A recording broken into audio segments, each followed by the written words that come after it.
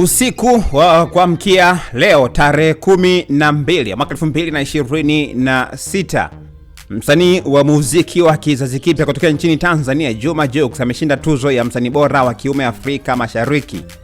Jux ameibuka na ushindi mkubwa kwenye tuzo za All African Music Awards ambazo zimekuwa zikifahamika kama Afrima, akinyakua tuzo ya Best Male Artist in East Africa, kwa maana kwamba msanii bora wa kiume Afrika Mashariki, tuzo ambazo zimefanyika Lagos nchini Nigeria. Katika kipengele hicho, Jux aliwania tuzo hii dhidi ya baadhi ya wasanii wakubwa sana kutokea Afrika Mashariki, ikiwa ni pamoja na Diamond Platnumz kutokea nchini Tanzania, Mario kutokea Tanzania, Mbosso kutokea Tanzania, Bien kutokea Kenya, Element Ele kutokea Rwanda, Joshua Baraka kutokea Uganda, Sat B kutokea Burundi, pamoja na Yared Negu kutokea Ethiopia. Ushindi huu unaonyesha nguvu ya Jux katika jukwaa la muziki wa Afrika, jinsi ambavyo amefanikiwa na kuweza kuvutia watu wengi zaidi kutokana na kile ambacho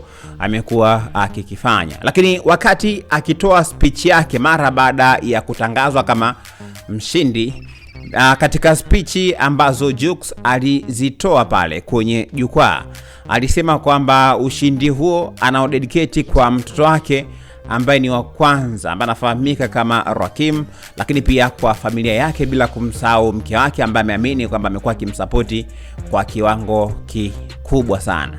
Na mwaka 2025 tunaweza tukasema kwamba Jux ni moja kati ya msanii pia ambaye amefanikiwa kwa kiasi kikubwa sana. Tukiangalia kazi yake ambayo inaitwa God Design, moja kati ya kazi pia ambayo imefanya vizuri sana, hususan kwa upande wa Nigeria na nje ya mipaka ya Tanzania. Kwa hiyo kwangu mimi binafsi, Jux alikuwa anastahili kuweza kushinda katika kipengele hicho. Lakini story kubwa ni kutokana na namna ambavyo ameweza kuwapiga chini wasanii wakubwa akiwemo Diamond Platnumz, lakini pia Mario, bila kumsahau Bien. Nafahamu kwamba hawa ni miongoni mwa wasanii pia ambao mwaka 2025 wamefanya kazi kubwa sana, bila kumsahau Mbosso. Hivyo ni historia nyingine ya kipekee ambayo msanii huyo pia amefanikiwa kuandika katika jukwaa la Afrima, tuzo ambazo zimefanyika usiku wa kuamkia leo jijini Lagos, Nigeria. Haya, maoni yako ni yapi? Usiache kucomment hapo ili pia tuweze kujua mtazamo wako, lakini pia usiache kusubscribe katika akaunti yetu ya YouTube ambayo inasomeka Dodoma